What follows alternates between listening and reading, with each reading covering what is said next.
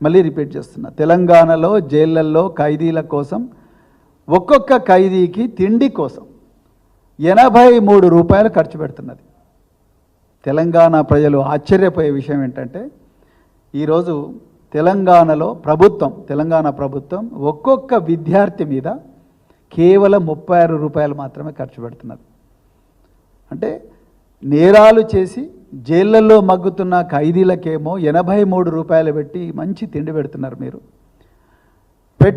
పెట్టండి, అది correction service, సంస్కరించే సంస్థ కాబట్టి మీరు పెట్టండి, మాకు అభ్యంతరం లేదు. కానీ ఈ రాష్ట్రానికి, ఈ దేశానికి భవిష్యత్తు విద్యార్థులు వాళ్ళకు మాత్రం కేవలం 36 రూపాయల 75 పైసలే ఇస్తున్నారు రోజుకు.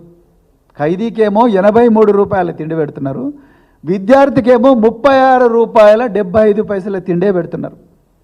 కేసీఆర్ గారు ఉన్నప్పుడు